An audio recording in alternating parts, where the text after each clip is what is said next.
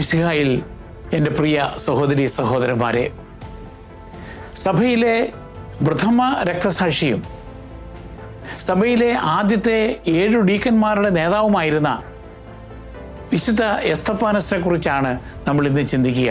അപ്പസ്തോല പ്രവർത്തനങ്ങളുടെ 6-7 അധ്യായങ്ങളിലാണ് അദ്ദേഹത്തെ പറ്റി കൂടുതലായി പരാമർശിക്കുന്നത്. എസ്തപ്പാനോസിൻ്റെ മുൻകാല ജീവിതം അജ്ഞാതമാണ്.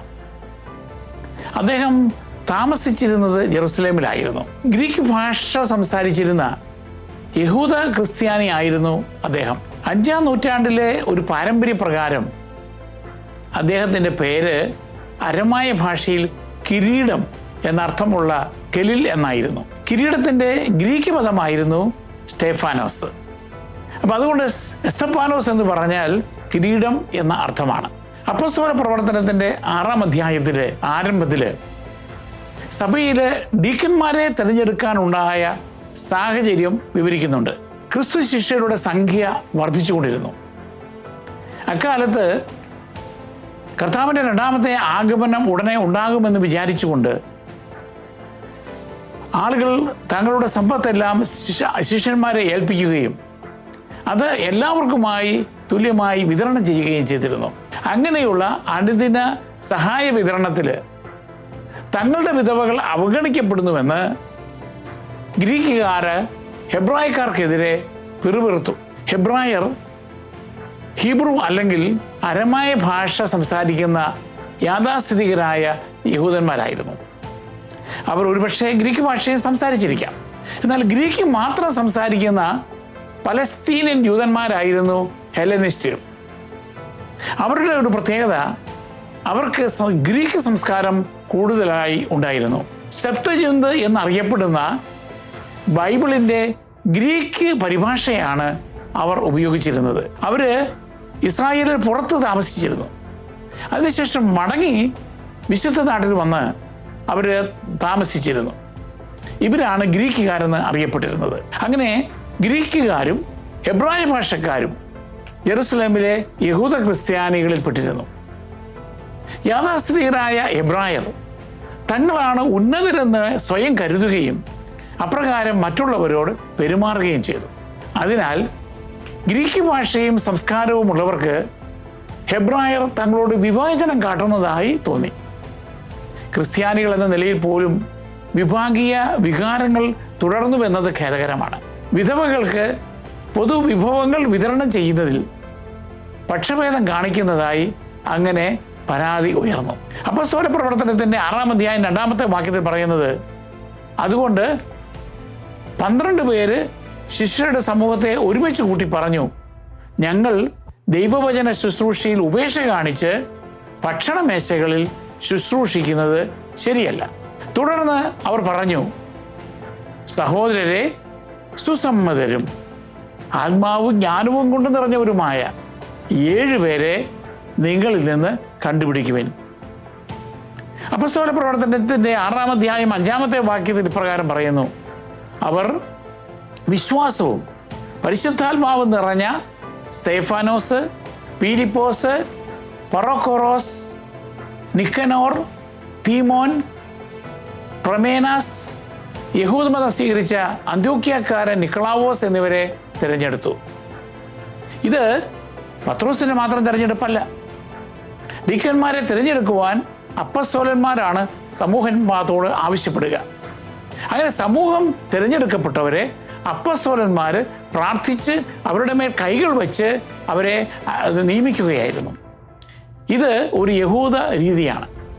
ഡീക്കന്മാരുടെ പ്രാഥമിക നിയമനം ഇങ്ങനെ ഭക്ഷണ വിതരണത്തിൽ ശുശ്രൂഷിക്കുന്നതിനായിരുന്നെങ്കിലും അക്കാര്യത്തിൽ നീതി നടപ്പിൽ ആക്കുന്നതിനായിരുന്നുവെങ്കിലും അവർ കർത്താവിൻ്റെ മേശയിലും അപ്പസ്തോലന്മാരെ സഹായിച്ചിരുന്നു. അങ്ങനെ പരിശുദ്ധ കുർബാനയിൽ സഹായിക്കുകയും അതോടൊപ്പം തന്നെ ദൈവവചനം പ്രസംഗിക്കുകയും ചെയ്തിരുന്നു. പ്രത്യേകിച്ച് സ്തെഫാനോസിൻ്റെയും ഫിലിപ്പോസിൻ്റെയും ക്രിസ്തീയ സന്ദേശകരായിട്ട് അവതരിപ്പിക്കുന്നുണ്ട്. അപ്പസ്തോല പ്രവർത്തനത്തിൻ്റെ 6-ാം അധ്യായം 8-ാമത്തെ വാക്യത്തിൽ സ്തെഫാനോസ് കൃപാവരവും ശക്തിയും കൊണ്ട് നിറഞ്ഞ് പല അത്ഭുതങ്ങളും വലിയ അടയാളങ്ങളും ജനമധ്യത്തിൽ പ്രവർത്തിച്ചിരുന്നുവെന്ന് രേഖപ്പെടുത്തുന്നുണ്ട്. പരിശുദ്ധാത്മാവിനാൽ നിറഞ്ഞു നിന്ന ചിലരെ പ്രത്യേകം ബൈബിൾ രേഖപ്പെടുത്തുന്നുണ്ട്. ഉദാഹരണമായിട്ട് പഴയ നിയമത്തിലെ സാംസൺ, സ്നാപക യോഹന്നാൻ്റെ മാതാപിതാക്കളായ എലിസബത്ത്, ലൂക്കായുടെ സുവിശേഷം 1:41, സ്നാപകൻ്റെ പിതാവായിരുന്ന സക്കറിയ, ലൂക്കായുടെ സുവിശേഷം 1-ാം അധ്യായം 67-ാമത്തെ വാക്യം, യേശുവിൻ്റെ ശിഷ്യന്മാർ, അപ്പസ്തോല പ്രവൃത്തികൾ അധ്യായം 2 മുതൽ 4 വരെയുള്ള വാക്യങ്ങളും 4-ാം അധ്യായം 31-ാമത്തെ വാക്യവും. സാൻഹെദ്രിൻ സംഘത്തിന് മുമ്പാകെ പത്രോസ് നിൽക്കുമ്പോൾ അദ്ദേഹത്തിനും അപ്പസ്തോല പ്രവർത്തനത്തിൻ്റെ 4:8, പൗലോസ് അപ്പസ്തോലന് അപ്പസ്തോല പ്രവർത്തികളുടെ 9-ാം അധ്യായം 17-ാമത്തെ വാക്യം, ഇതൊക്കെ ഉദാഹരണങ്ങളാണ്. പരിശുദ്ധാത്മാവ് അങ്ങനെ ഒരു വ്യക്തിയെ ശക്തിപ്പെടുത്തുമ്പോൾ അവൻ്റെ വിശ്വാസവും പ്രവൃത്തികളും അസാധാരണമായിരിക്കും. അപ്പസ്തോല പ്രവർത്തനത്തിൻ്റെ 6-ാം അധ്യായം 9-10 വാക്യങ്ങളിൽ ഇങ്ങനെ വായിക്കുന്നു: ക്രേനക്കാരും അലക്സാണ്ട്രിയക്കാരും കിലീക്കിയായാലും ഏഷ്യായിലും ഉള്ളവരും സ്വതന്ത്രന്മാരുടെ സെനഗോഗ് എന്നറിയപ്പെട്ടിരുന്നതുമായ സംഘത്തിലെ അംഗങ്ങൾ എഴുന്നേറ്റ് സ്തെഫാനോസിനോട് വാദപ്രതിവാദത്തിൽ ഏർപ്പെട്ടു.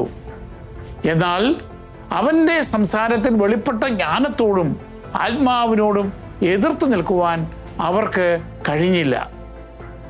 എന്താണ് ഈ സ്വതന്ത്രരുടെ സെനഗോഗ് എന്ന് പറയുക?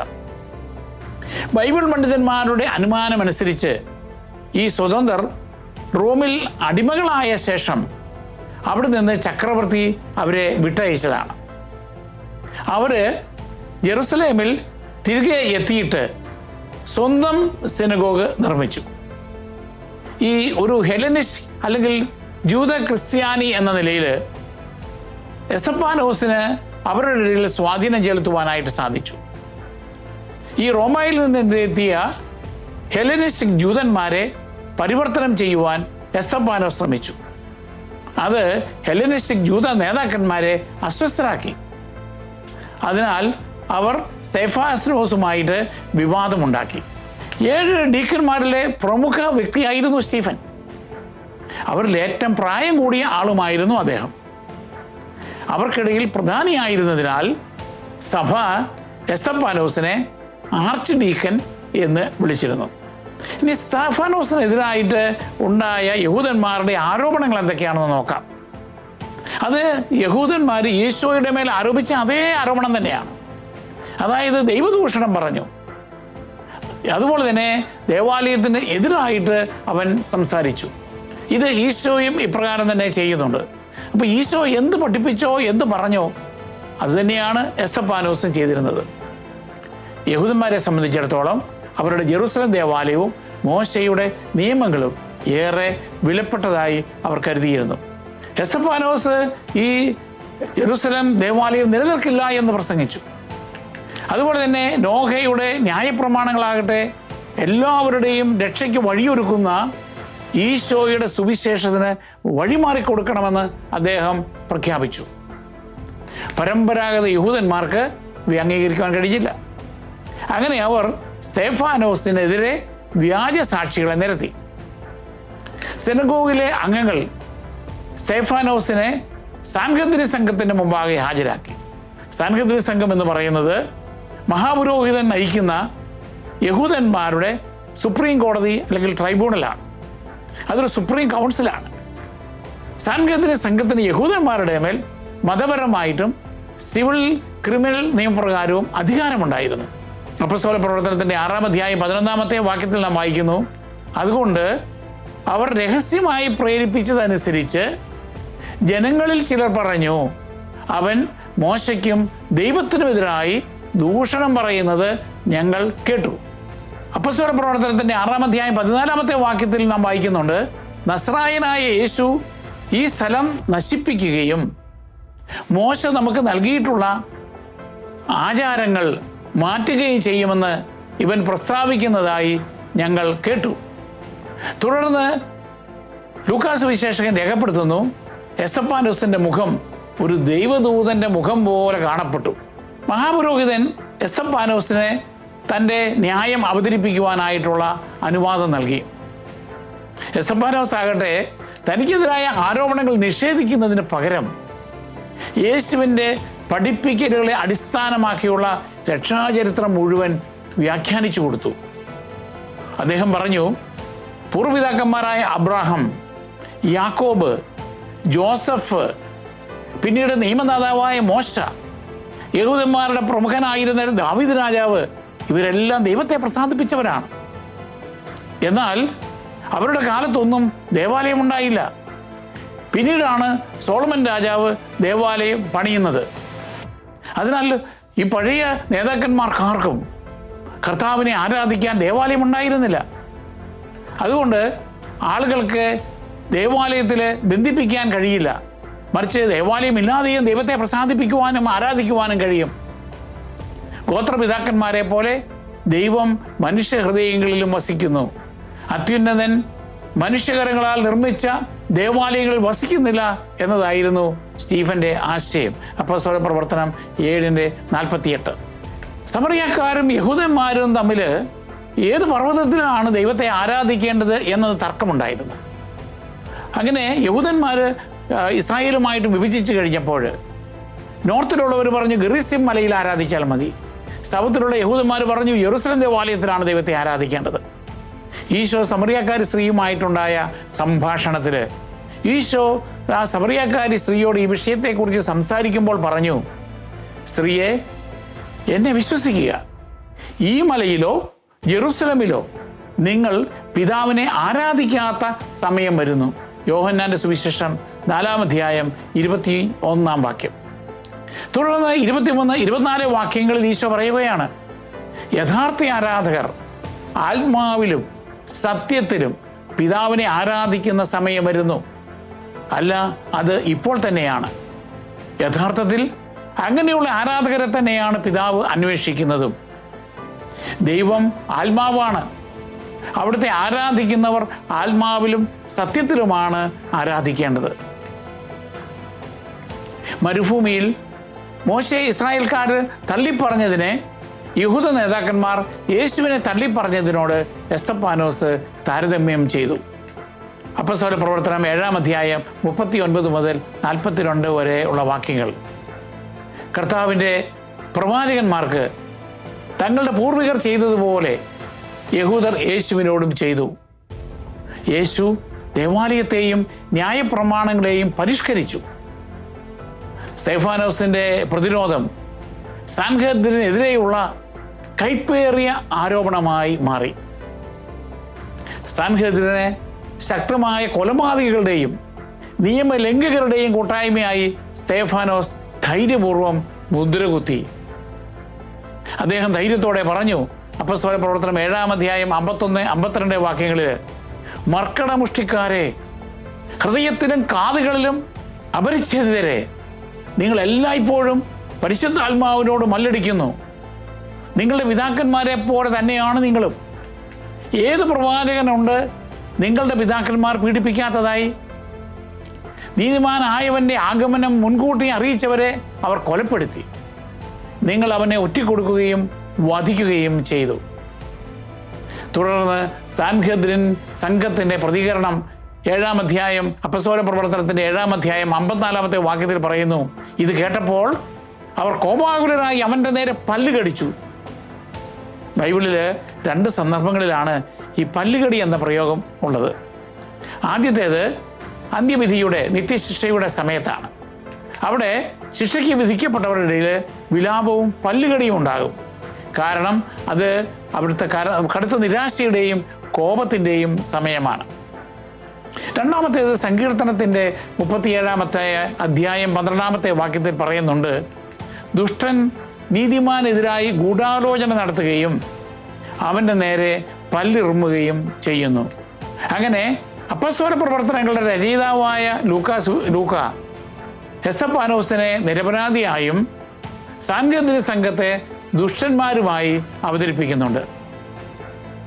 സ്റ്റീഫന് സാൻഹെദ്രിന് മുമ്പാകെയുള്ള തൻ്റെ സമീപനത്തിൻ്റെ കൃത്യത ഉറപ്പിക്കുന്ന ഒരു സ്വർഗീയ ദർശനമുണ്ടായി. അപ്പോസ്തല പ്രവർത്തനം 7-ാം അധ്യായം 55-ാമത്തെ വാക്യത്തിൽ നാം ഇപ്രകാരം വായിക്കുന്നു, അവൻ പരിശുദ്ധാത്മാവിനാൽ നിറഞ്ഞ് സ്വർഗത്തിലേക്ക് നോക്കി ദൈവത്തിൻ്റെ മഹത്വം ദർശിച്ചു. ദൈവത്തിൻ്റെ വലതുഭാഗത്ത് യേശു നിൽക്കുന്നതും കണ്ടു. സാധാരണയായി ഈശോ പിതാവായ ദൈവത്തിൻ്റെ വലതുഭാഗത്ത് ഇരിക്കുന്നതായിട്ടാണ് ബൈബിൾ പരാമർശിക്കുക.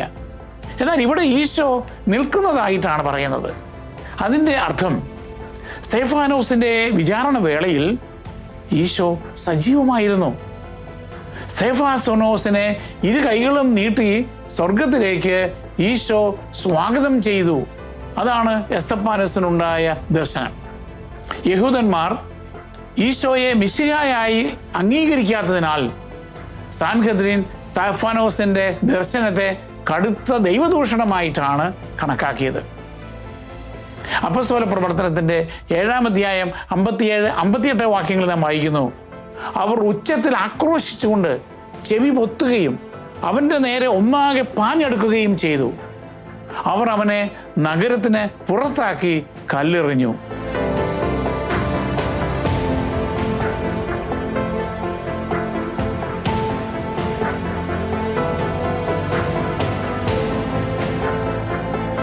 ലേവ്യരുടെ പുസ്തകം 24-ാമത്തെ അധ്യായം 16-ാമത്തെ വാക്യത്തിൽ പറയുന്നുണ്ട്, കർത്താവിൻ്റെ നാമം ദുഷിക്കുന്നവനെ കൊന്നുകളയണം, സമൂഹം മുഴുവനും അവനെ കല്ലെറിയണം. സ്വദേശിയോ വിദേശിയോ ആകട്ടെ, കർത്താവിൻ്റെ നാമം ദുഷിക്കുന്ന ഏവനും വധിക്കപ്പെടണം.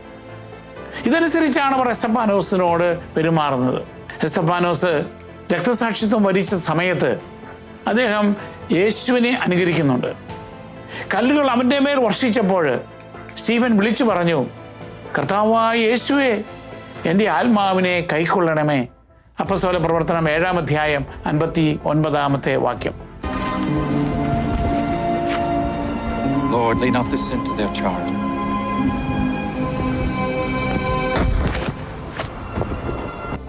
തന്നെ സ്വീകരിക്കുവാൻ ഈശോ നിൽക്കുന്നതായി അവൻ കണ്ട ആ ദർശനം അവന് ആത്മവിശ്വാസം നൽകി. അപ്പോസ്തല പ്രവർത്തനത്തിൻ്റെ 7-ാം അധ്യായം 60-ാമത്തെ വാക്യത്തിൽ നാം വായിക്കുന്നു, അവൻ മുട്ടുകുത്തി വലിയ സ്വരത്തിൽ അപേക്ഷിച്ചു, കർത്താവേ, ഈ പാപം അവരുടെ മേൽ ആരോപിക്കരുതേ. ഇത് പറഞ്ഞ് അവൻ മരണനിദ്ര പ്രാപിച്ചു. എന്താണ് ഈ നിദ്ര പ്രാപിച്ചു എന്ന് പറയുക? അത് ശരീരത്തിൻ്റെ പുനരുത്ഥാനത്തിലുള്ള വിശ്വാസത്തെയാണ് സൂചിപ്പിക്കുക. സഭയുടെ ആദ്യത്തെ രക്തസാക്ഷിയായിരുന്നു എസ്തപ്പാനോസ്. സഭ അദ്ദേഹത്തെ പ്രോട്ടോ മാർട്ടർ അല്ലെങ്കിൽ ആദ്യ സാക്ഷി എന്നാണ് വിളിച്ചത്. അദ്ദേഹത്തിൻ്റെ രക്തസാക്ഷിത്വം യഹൂദരിൽ നിന്നും റോമാക്കാരിൽ നിന്നുമുള്ള ക്രൂരമായ പീഡനങ്ങൾ സഹിക്കുവാൻ പിന്നീട് പല ആദിമ ക്രിസ്ത്യാനികൾക്കും പ്രചോദനമായി. സാവൂളിൻ്റെ അല്ലെങ്കിൽ പിന്നീട് അറിയപ്പെടുന്ന വിശുദ്ധ പൗലോസിൻ്റെ ജീവിതത്തെയും അത് സ്വാധീനിച്ചതായി പറയുന്നുണ്ട്. ഇനി എസ്തപ്പാനോസിനെ ഈശോയുമായിട്ടൊന്ന് താരതമ്യപ്പെടുത്താം. സാൻഹദ്രീൻ സംഘം ഇരുവരെയും വിചാരണ ചെയ്യുന്നുണ്ട്. യൂദന്മാർ ഇരുവരിലും ദൈവദൂഷണം ആരോപിക്കുന്നുണ്ട്. ഇരുവരും മോശയുടെ പഠിപ്പിക്കലുകൾക്കെതിരെ നിലകൊണ്ടതായി കുറ്റപ്പെടുത്തുന്നുണ്ട്. ഈശോയും എസ്തപ്പാനോസിനും എതിരായി വ്യാജസാക്ഷികളെ അണിനിരത്തുന്നുണ്ട്. ജെറുസലേം ദേവാലയത്തിൻ്റെ നാശത്തെക്കുറിച്ച് ഈശോ പറഞ്ഞതുപോലെ തന്നെ എസ്തപ്പാനോസും സംസാരിക്കുന്നുണ്ട്. ഇരുവർക്കും ലഭിച്ചത് മരണശിക്ഷയാണ്. ഇരുവരും ധൈര്യത്തോടെ വിചാരണ നേരിട്ടു. രണ്ടുപേരെയും നഗരത്തിന് വെളിയിൽ കൊണ്ടുപോയിട്ടാണ് വധിച്ചത്. പീഡകരുടെ പാപങ്ങൾ ഇരുവരും ക്ഷമിക്കുകയും അവർക്ക് വേണ്ടി പ്രാർത്ഥിക്കുകയും ചെയ്തു. കർത്താവേ, എൻ്റെ ആത്മാവിനെ സ്വീകരിക്കണമേ എന്ന് വിളിച്ചു പറഞ്ഞുകൊണ്ട് ഇരുവരും ശാന്തമായി മരിച്ചു. ക്രിസ്ത്യാനികൾ എസ്തപ്പാനോസിൻ്റെ മൃതദേഹം സംസ്കരിച്ചു. അദ്ദേഹത്തിൻ്റെ ശവകുടീരത്തിൻ്റെ സ്ഥാനം വർഷങ്ങളോളം അജ്ഞാതമായിരുന്നു. ഒരു ക്രിസ്ത്യൻ പുരോഹിതൻ 515 വിശുദ്ധ എസ്തപ്പാനോസിൻ്റെ ശവകുടീരത്തിൻ്റെ ഒരു ദർശനം ലഭിച്ചതായും അവശിഷ്ടങ്ങൾ കണ്ടെത്തിയതായും അവകാശപ്പെട്ടു. ശവകുടീരത്തിലെ പേര് എസ്തപ്പാനോസിൻ്റെതാണെന്ന് സ്ഥിരീകരിക്കുകയുണ്ടായി. റോമിലെ മതിലുകൾക്ക് പുറത്തുള്ള സെന്റ് ലോറൻസ് ബസിലിക്കയിൽ സഭ അദ്ദേഹത്തിൻ്റെ അവശിഷ്ടങ്ങൾ സൂക്ഷിച്ചിരുന്നു. വിശുദ്ധൻ്റെ രൂപങ്ങളിലെ ചിഹ്നങ്ങൾ എടുത്താൽ കലാകാരന്മാർ വിശുദ്ധ സ്റ്റീഫനെ കല്ലുകൾ, സുവിശേഷ പുസ്തകം, മിനിയേച്ചർ പള്ളി, രക്തസാക്ഷികളുടെ പ്രതീകമായ കുരുത്തോല എന്നിവ ഉപയോഗിച്ച് ചിത്രീകരിക്കുന്നതായി കാണാം. വിശുദ്ധ എസ്തപ്പാനോസിനെ ഡീക്കന്മാരുടെയും ദേവാലയ ശുശ്രൂഷികളുടെയും കൽപ്പണിക്കാരുടെയും ശവപ്പെട്ടി നിർമ്മാതാക്കളുടെയും ഒക്കെ മധ്യസ്ഥനായിട്ട് അവതരിപ്പിക്കുന്നുണ്ട്. എസ്തഫാനോസിൻ്റെ തിരുനാള് പാശ്ചാത്യ സഭ ഡിസംബർ 26-നാണ് ആഘോഷിക്കുക. എന്നാൽ പൗരസ്ത്യ സഭയാകട്ടെ അത് ആഘോഷിക്കുന്നത് പിറ്റേ ദിവസം ഡിസംബർ 27-നാണ്. കാരണം ഡിസംബർ 26-ന് പൗരസ്ത്യ സഭ പരിശുദ്ധ കന്യകാമറിയത്തിൻ്റെ ദൈവമാതൃത്വ തിരുനാൾ ആഘോഷിക്കുന്നത് കൊണ്ടാണ് അത്. ഇനി എസ്തഫാനോസിൻ്റെ ജീവിതത്തിൽ നിന്ന് നമുക്ക് പഠിക്കാവുന്നത് എന്തെല്ലാമാണ്? ഒന്നാമതായി, എല്ലാവർക്കും നീതി നടപ്പിലാക്കിക്കൊണ്ട് സേവനം ചെയ്യുവാനായിട്ടാണ് എസ്തഫാനോസിനെ തിരഞ്ഞെടുത്തതും അദ്ദേഹം പ്രവർത്തിച്ചതും. അതുകൊണ്ട് ദാനധർമ്മത്തിൻ്റെയും നീതിപൂർവമായ സേവനത്തിൻ്റെയും ഉദാത്തമായ മാതൃകയാണ് എസ്തഫാനോസ്. ദൈവവചനം പ്രസംഗിക്കുന്നതിൽ സ്റ്റീഫൻ ഉത്സാഹിതഭരിതനായിരുന്നു. സാൻഹദ്രിൻ സംഘത്തോട് പോലും ധൈര്യമായിട്ട് രക്ഷാകര പദ്ധതി യേശുവിൽ എങ്ങനെ പൂർത്തിയാകുന്നു എന്ന് വെളിപ്പെടുത്തുവാൻ, വ്യാഖ്യാനിക്കുവാനുള്ള ധൈര്യം എസ്തഫാനോസിനുണ്ടായിരുന്നു. വചനത്തിന് സാക്ഷ്യം വഹിക്കുവാനുള്ള ധൈര്യം അതുപോലെ നമുക്കും ഉണ്ടാകണം. ഗ്രീക്ക് ഭാഷയിലെ രക്തസാക്ഷി എന്ന വാക്കിൻ്റെ അക്ഷരാർത്ഥം സാക്ഷി എന്നാണ്. ക്രിസ്ത്യാനികൾ എന്ന നിലയിൽ യേശുവിന് സഭയ്ക്കും വേണ്ടി സാക്ഷ്യം വഹിക്കുവാൻ മാമോദീസായിലൂടെയും സ്ഥൈര്യദേവനത്തിലൂടെയും നമ്മൾ വിളിക്കപ്പെട്ടവരാണെന്ന് ഓർത്തിരിക്കണം. എസ്തഫാനോസിൻ്റെ വിചാരണ വേളയിൽ പരിശുദ്ധാത്മാവ് പ്രവർത്തിക്കുന്നുണ്ട്. ക്രിസ്തുവിൻ്റെ യഥാർത്ഥ മിഷണറിമാർക്ക് ഭയപ്പെടാൻ ഒന്നുമില്ല. പീഡകരിൽ നിന്നുള്ള അന്യായമായ പരീക്ഷണങ്ങളെ ധൈര്യത്തോടെ നേരിടുവാൻ പരിശുദ്ധാത്മാവ് നമ്മെ സഹായിക്കുമെന്ന് എസ്തഫാനോസിൻ്റെ ജീവിതാനുഭവം നമ്മളെ പഠിപ്പിക്കുന്നു. എസ്തഫാനോസിൻ്റെ വിചാരണ സമയത്ത് അദ്ദേഹത്തിനുണ്ടായ സ്വർഗീയ ദർശനം യഥാർത്ഥ ശിഷ്യന്മാർക്കുള്ള യേശുവിൻ്റെ മഹത്തായ സമ്മാനമാണെന്ന് ഉറപ്പാക്കുകയാണ്. ഉയർത്തെഴുന്നേറ്റ കർത്താവ് നമ്മെയും സ്വർഗത്തിലേക്ക് സ്വാഗതം ചെയ്യുവാൻ സജീവനാണ്. തൻ്റെ യജമാനനായ യേശുവിനെ അനുകരിച്ചുകൊണ്ട് സ്തെഫാനോസിൻ്റെ അവസാന വാക്കുകൾ തൻ്റെ പീഡകർക്കുള്ള പ്രാർത്ഥനയായിരുന്നു. നമ്മെ പീഡിപ്പിക്കുന്നവരോട് ക്ഷമിക്കുവാനും അവർക്ക് വേണ്ടി പ്രാർത്ഥിക്കുവാനും അവരുടെ രക്ഷയ്ക്ക് വേണ്ടി നിലകൊള്ളുവാനും ഇതേ ചൈതന്യം നമുക്ക് നിലനിർത്തുവാൻ ശ്രമിക്കാം. യേശുവിനെ അനുകരിച്ചുകൊണ്ട് സ്തെഫാനോസ് പറഞ്ഞു, കർത്താവായ യേശുവേ, എൻ്റെ ആത്മാവിനെ സ്വീകരിക്കണമേ എന്ന്. നമ്മുടെ ഈ മരണസമയത്ത് അതേ വാക്കുകൾ പറഞ്ഞുകൊണ്ട് ജീവിതം അവസാനിപ്പിക്കത്തക്ക വിധം ജീവിക്കുവാനായിട്ട് നമുക്ക് പരിശ്രമിക്കാം. അപ്പോസ്തല പ്രവർത്തനങ്ങൾ രേഖപ്പെടുത്തിയ വിശുദ്ധ ലൂക്ക മരണത്തെ അവതരിപ്പിച്ചിരിക്കുന്നത് അവൻ നിദ്ര പ്രാപിച്ചു എന്നാണ്. ഒരു ക്രിസ്ത്യാനിയെ സംബന്ധിച്ചിടത്തോളം മരണം ഈ ജീവിതത്തിൽ നിന്ന് ദൈവരാജ്യത്തിലെ നിത്യവും ആനന്ദകരവുമായ അവസ്ഥയിലേക്കുള്ള ഒരു മാറ്റം മാത്രമാണ്. നമുക്ക് ഒരു പ്രാർത്ഥനയോടെ അവസാനിപ്പിക്കാം.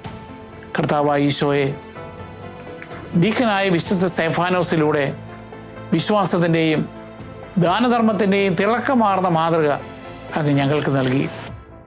അദ്ദേഹം സുവിശേഷത്തിൻ്റെ തീക്ഷ്ണ സ്നേഹിയും ദരിദ്രരുടെ ദാസനും മരണത്തിലേക്കുള്ള നിർഭയ സാക്ഷിയുമായിരുന്നുവല്ലോ. ആദിമ രക്തസാക്ഷിയായ വിശുദ്ധ സ്തെഫാനോസിൻ്റെ പ്രാർത്ഥനകളിലൂടെ അദ്ദേഹത്തിൻ്റെ സദ്ഗുണങ്ങൾ അനുകരിക്കുവാനുള്ള കൃപ ഞങ്ങൾക്ക് നൽകണമേ.